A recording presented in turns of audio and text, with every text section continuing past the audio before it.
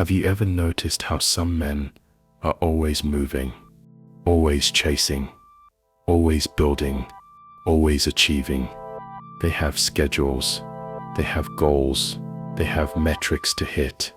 They wake up early, stay late, reply fast, hustle harder, and yet something is missing.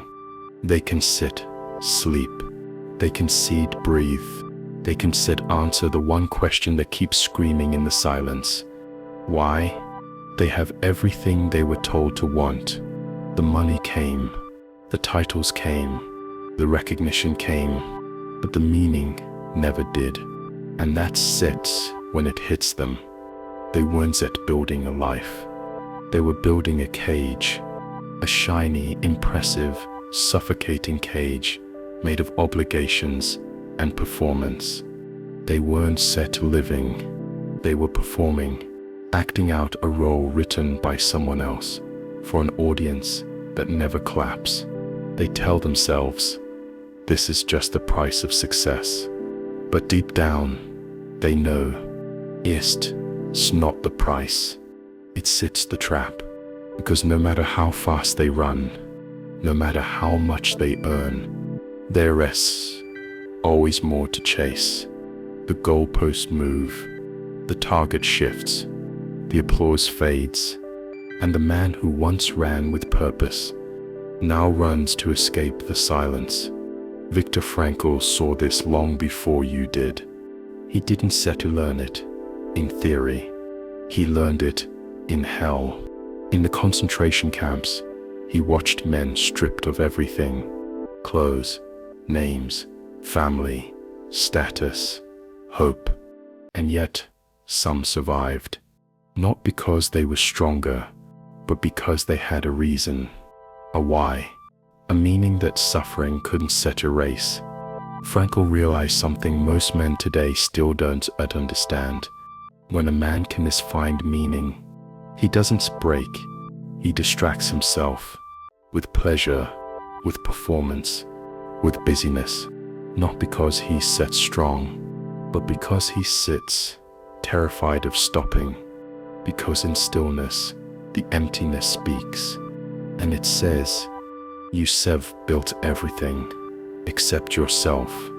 You scroll endlessly, you answer instantly, you perform constantly, but you never pause to ask, what game am I playing? And who taught me the rules? You think you set overwhelmed by work, but you're not.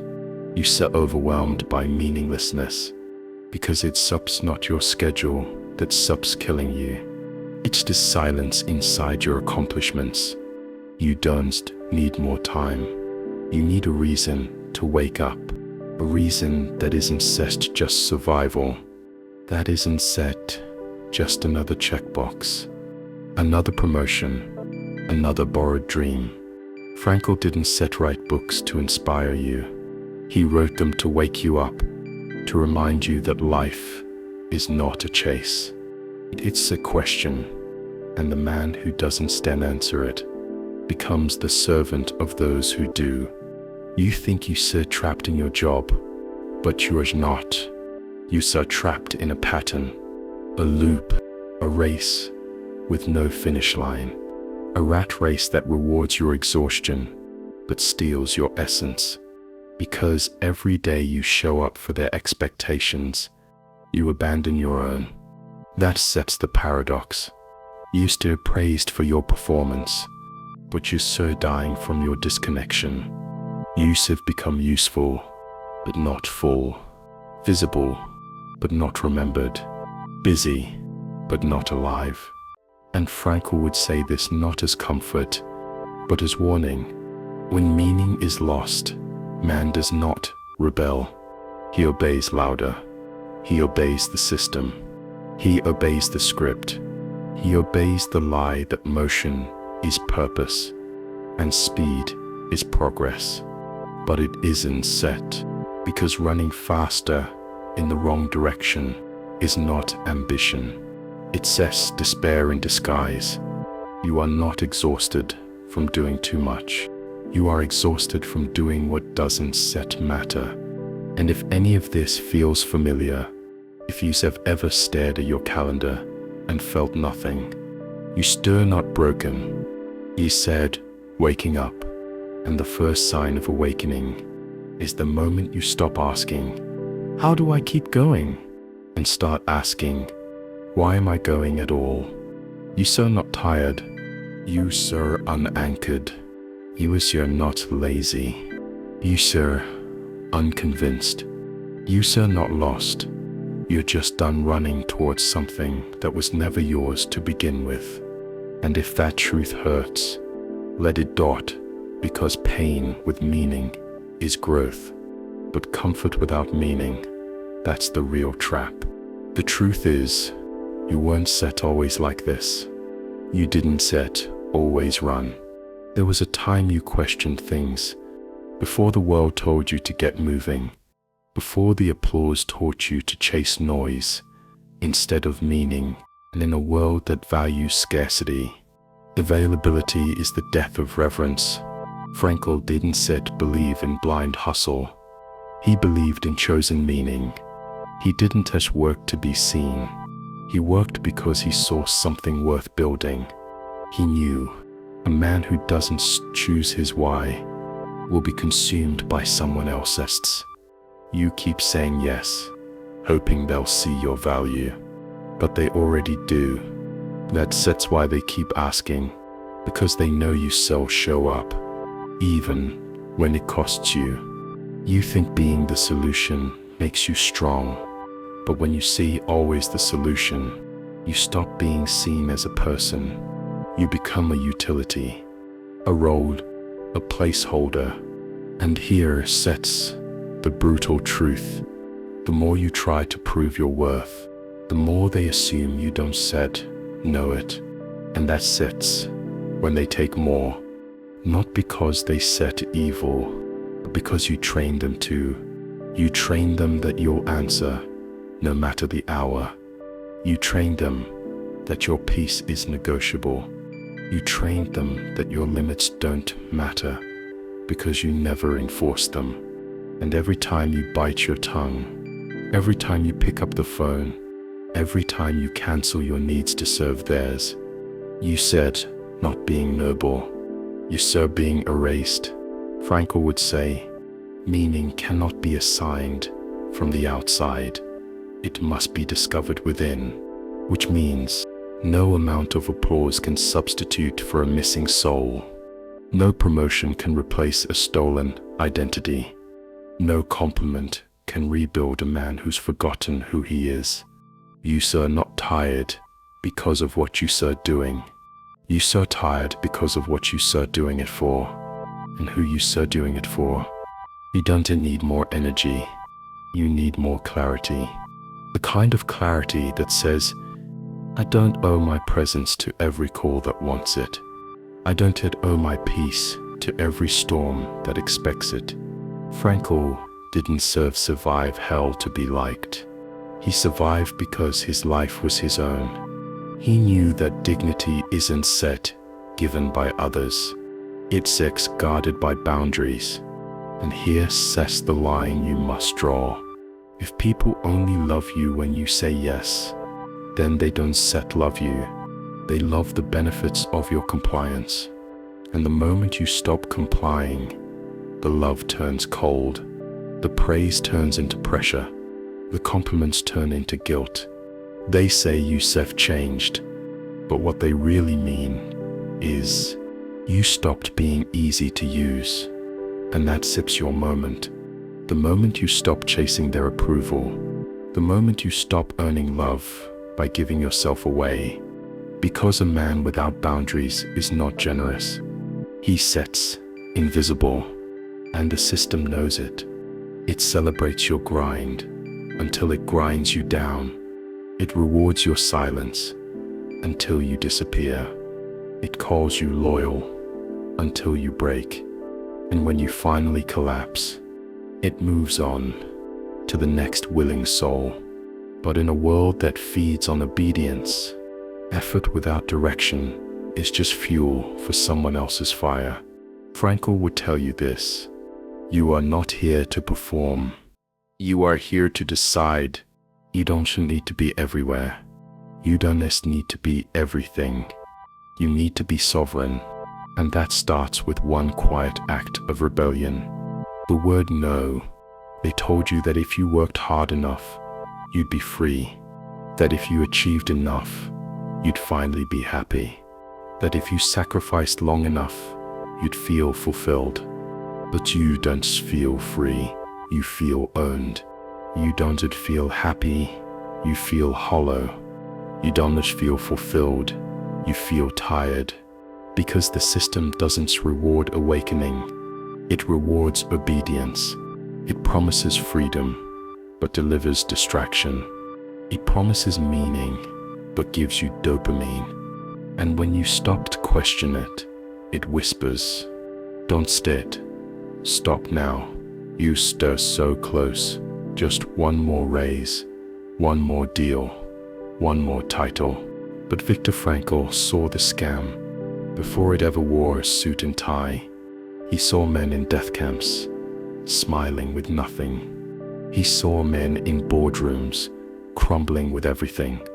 And he realized the opposite of suffering isn't just pleasure. It's purpose. Frankl wrote, "Happiness cannot be pursued, it must ensue." But the system doesn't want you to know that, because if you stop chasing happiness, you stop buying. If you stop chasing success, you stop needing validation. If you stop chasing status, you start asking dangerous questions like, why do I do what I do? Whose dream am I chasing? Who benefits when I run without stopping? And that sits where the system panics, because you were never meant to be free. You were meant to be functional, efficient, replaceable. So they built a loop, not of chains, but of desire. A treadmill made of ambition. Every time you get closer, it speeds up. Every time you succeed, they raise the bar. And every time you wonder if it's worth it, they hand you a new distraction. Another show, another app, another quote about grinding. They don't need you to think, they just need you to keep moving. Because movement looks like progress, even when you're still going nowhere. Frankl said, man's main concern is not to gain pleasure or avoid pain, but rather to see a meaning in his life. But no one asks you about meaning. They ask about your income, your job title, your follower count, and you answer because you don't want to be seen as lazy. But here is the truth. You stir not lazy, you stir uninspired. You stir not behind, you stir misaligned. You have spent your life chasing things that were never designed to satisfy you. Not because you stir broken, but because you so are being played. The system trains you to chase, but never to arrive. It sells you the idea of arrival, but always just out of reach. Happiness after the next step. Freedom right after the next level. Meaning once you've earned enough to deserve it. But Frankl would tell you, meaning doesn't arrive at the end. It begins at the start. It's not a reward, it's a reason. And if you haven't chosen your reason, someone else already has. Look around. You think you spur free. You're living inside someone else's marketing campaign. You are spending your life energy to fulfill a story you didn't set right. You don't need another goal. You need a pause, a full stop, to break the pattern, to step off the treadmill, to ask the only question that matters. What is life asking of me? Not what the system demands, not what the market rewards, not what your feed praises, but what life itself is asking. Before you started measuring your worth by how much you produce, you weren't born to compete in someone else's race. You were born to decide if the race was even worth running. But somewhere along the way, they got to you. The system didn't ask you to think. It asked you to perform. It told you, work harder, stay later, don't sit, ask questions. And it rewarded your silence. It called your obedience discipline. It called your burnout ambition. And every time you collapsed, it handed you a new goal. And you ran again, faster this time, smiling on the outside, screaming on the inside. But Viktor Frankl saw this game for what it really is. He didn't write from theory. He wrote from Auschwitz, from the edge of death, from the core of human suffering. He watched men lose everything, their families, their homes, their names. But he noticed something the guards couldn't see. Some men survived, even with nothing. Why? Because they had a reason, a meaning stronger than the pain. Frankl didn't survive because he was tougher. He survived because he refused to let the system define him. His body was imprisoned, but his soul never was. He wrote, "He who has a why to live can bear almost anyhow." Most men today aren't physically chained, but their minds are shackled to debt, to approval, to expectations. They spur not beaten by whips. They suffer broken by silence, by the quiet knowing that something is off, but they don't know what. They confuse movement with meaning. They think checking boxes is the same as living a life, but it isn't set. And Frankl says work is a warning. If you don't define your why, the world will do it for you, and it will never choose anything that makes you free. It will choose what makes you useful, predictable, profitable. You think you sir climbing, but you fear being mined. Your time, your focus, your soul, extracted by a game designed to keep you too busy to ask, is this even mine? The rat race doesn't need to punish you. It just needs to keep you distracted, chasing deadlines that don't belong to you, competing with people you don't care about, earning rewards that don't fill you. They don't need to imprison you. They just need to convince you that stopping is failure, that rest is laziness, that questioning the path is weakness. But Frankl would disagree. He say, the moment you stop and ask why, that's not collapse. That sets awakening. He would remind you, withdrawing isn't defeat. It sets clarity. Because sometimes the most powerful thing a man can do is nothing. Nothing until he knows where he stands. Until he chosen the war himself. Until his actions flow from his values, not his fear. He's been trained to hustle harder, but Frankl would train you to pause deeper, because stillness is not the enemy.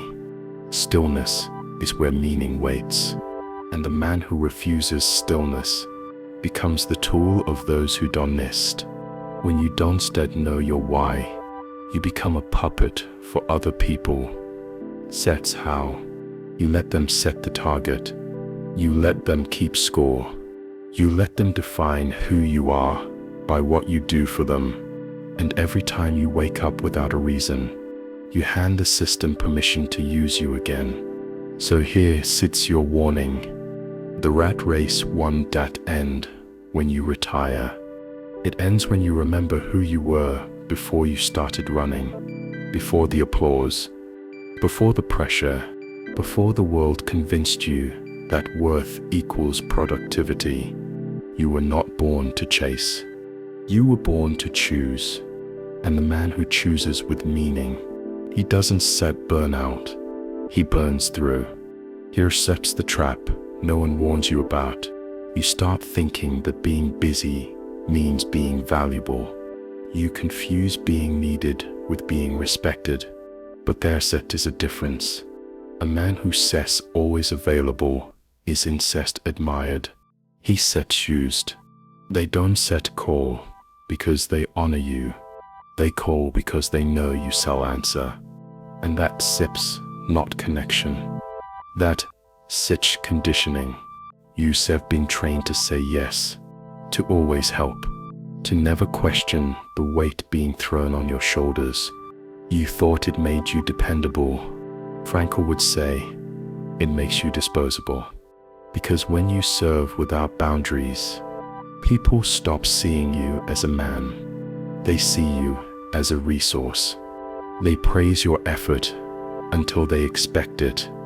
They admire your sacrifice until they demand it. And you keep giving because somewhere deep down, you have linked self-worth with self-abandonment. You call it hard work. They call it convenient. You call it discipline. They call it access. But you are not respected. Yes, are just available. And if you don't ask that question, you still keep running, not toward freedom, but away from truth. Because here steps the final lie. Success and happiness are not bad. They are just bait. Bait to keep you spinning. And the longer you spin, the less you remember what stillness even feels like. Frankl didn't survive hell by chasing dreams. He survived by anchoring to something the guards couldn't take. A why, a meaning deeper than comfort, stronger than status, untouchable by circumstance. And if you don't find yours, you shall spend your entire life being useful to systems, but useless to yourself. You have been told that stepping back is weakness, that slowing down is giving up. If questioning the game means you are losing, but that's not true. Sometimes stepping back isn't set quitting, it's reclaiming control. Frankl never told you to burn it all down. He didn't say flee the city, abandon ambition, or reject society. He said something far more radical. Between stimulus and response, there is a space. In that space lies our power to choose. That space, that tiny pause, is where your life can begin again. Because freedom isn't the absence of systems. It's the ability to respond to them on your own terms. And most men never do. They react, they perform, they comply, not because they agree, but because they never paused long enough down to realize they have a choice. They think the job defines them. They think the pressure is inevitable. They think the speed is necessary. But it's not. What is necessary is intention. Because until you define your meaning, the system will define it for you and sell it to you in shiny packages. Productivity, perfection, prestige. But Frankl knew better. He saw that man's greatest weapon isn't rebellion. It sets meaning, because a man who suffers with meaning is untouchable. He can be broken physically, but not spiritually. He can be stripped of freedom, but not of choice. And that seeds what makes him dangerous. Because he no longer plays by default. He plays by design. Machiavelli used silence to confuse the system. Frankl used meaning to transcend it. One vanished to regain leverage. The other endured to reclaim sovereignty. Both withdrew, but not to run, but to reposition, to return stronger. And this is your moment to do the same. You don't need to burn bridges. You need to rebuild your foundation. Step back, not in fear, but in focus. Not to disappear, but to remember. Remember who you were before they told you who to become. Remember the values you had before the world convinced you to trade them for likes. Remember that no external success can substitute for internal clarity. Because when you know your why, you stop being controlled by every what. You don't flinch when they pressure you. You don't instant chase what doesn't speak to your soul. You don't entertain demands that disrespect your peace. Frankl would say, a man is not free from conditions, but he is free to take a stance toward them. That helps, not escape. That aspect's evolution. It sits the beginning of real freedom, not the freedom they sell you, but the kind you build silently from within. And the man who builds that can work in the system without being owned by it. He can lead without seeking permission.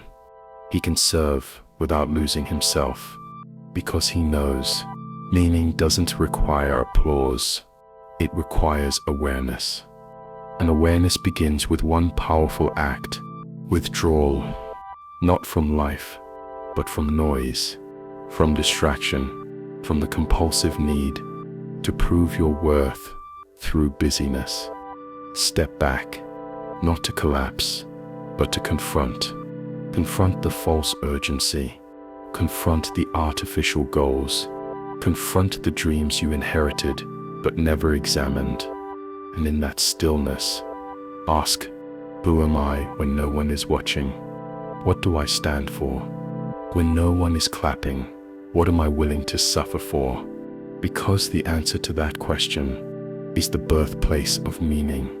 And the man who has that answer, he doesn't run from systems. He simply cannot be defined by them. That sets real power.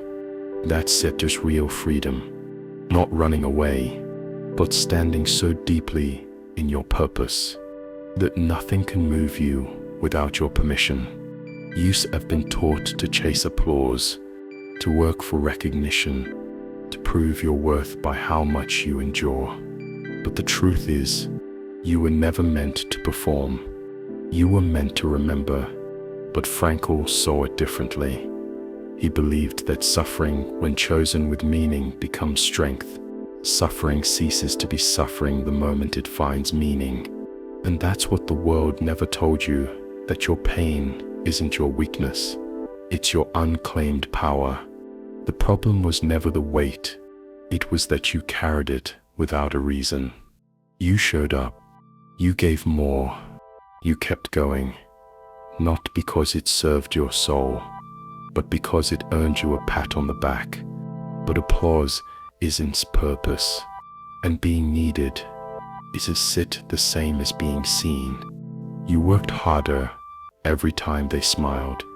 You said yes when it cost your peace. You called that commitment, but it was conditioning. You didn't need the reward. You needed the feeling that you mattered. And somewhere along the way, you started confusing validation with value. You let the world tell you what makes you enough. You let the metrics define your meaning. The likes, the promotions, the compliments, they became your proof of existence, your proof of worth, your proof that you belong. But here is the brutal truth. You trained them to love your usefulness, not your essence. You became a tool, a function, a name on a schedule. And every time you try to explain why you're tired, why you are stretched, why you feel hollow, they just asked for more. Because they don't see your boundaries, they see your bandwidth. They don't ask, how are you? They ask, are you still reliable? And you answer, because you think explanation will bring understanding. But Frankl would say, meaning does not require explanation, it requires choice. You don't need to justify your need for peace. You don't need to apologize for your limits. You don't need to prove your exhaustion is legitimate. You just need to decide to no longer be a tool for a system that only values what it extracts from you. You were not born to explain your worth. You were born to embody it. And every time you quiet your truth just to be accepted by noise, you betray the fire within you. You weren't meant to burn out proving you're enough. You were meant to burn bright, because you already are. But brightness requires boundaries. It requires sacredness. It requires remembering that not everyone gets access, because the fire inside you, it's not a public utility. It's a sacred force, and you can't give it away to every demand and expect to still feel whole. So stop explaining. Stop begging them to understand what they never will. Stop auditioning for their respect in a play you never agreed to be cast in. Let them misunderstand. Let them judge. Let them call you distant. Because when you stop serving their version of you, you finally meet the real one. And that man, he doesn't chase roles. He defines reality. He doesn't prove. He protects. He doesn't react. He reclaims. Frankl would say, you are not what happens to you. You are who you choose to become in response. And that choice is everything. The system wants you reactive, but you were built for something deeper, something quieter, something stronger. You don't need their confirmation. You need your own clarity, because meaning doesn't shout. It settles, it grounds, it burns slow and steady, not to impress them, but to align you. And when you live from that place, you no longer belong to their game. You no longer wait to be picked. You no longer explain your silence. You carry your meaning like fire. And those who don't respect it, they don't get close enough to burn it out. You've been running long enough, running from silence, running from stillness, running from that uncomfortable voice inside that keeps asking the one question you never answer. Is this even mine? This title, this race, this life. You wake up every day fighting battles you never chose, in wars you don't even believe in, and the world keeps rewarding you for it. They say you're so ambitious. They say you're so strong. They say you're sure making progress. But inside, you feel disconnected from the man you were supposed to become. And that feeling, that quiet ache, it is not weakness. It is awakening. Frankl said, between stimulus and response, there is a space. In that space lies our power to choose. And in our choice lies our growth and our freedom. That space, that pause, that ends where you stop running. That taps where the game shifts. Because for the first time, you don't just react. You don't perform. You don't chase. You choose. You choose to stop answering every call that interrupts your peace, your presence, your purpose. You choose to stop proving your worth to people who only see you as a function. You choose to stop being predictable in a system that profits off your patterns. And the moment you stop running, the machine starts shaking, because you are no longer a cog. You are a question mark, and systems hate what they can predict, what they can control. They say you have changed. They say you are selfish. They say you have lost your drive. But what you have really lost is your chains. You have lost the script you never chose to follow. You are not running away from life. You're stepping into it, finally, on your own terms.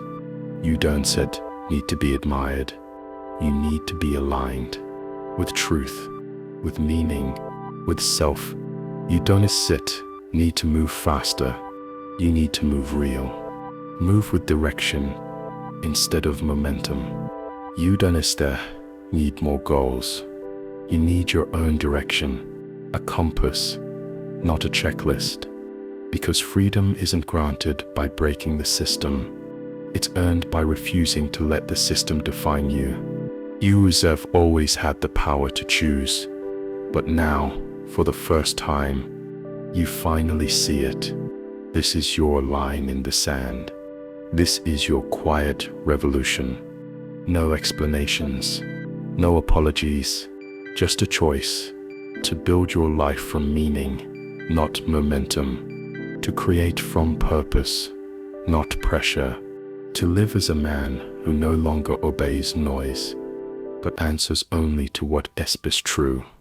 And if this shift is rising in you, if you feel the fire slowly replacing the fatigue, if you're done spinning for someone else's dream, then type it below. I choose meaning, not motion.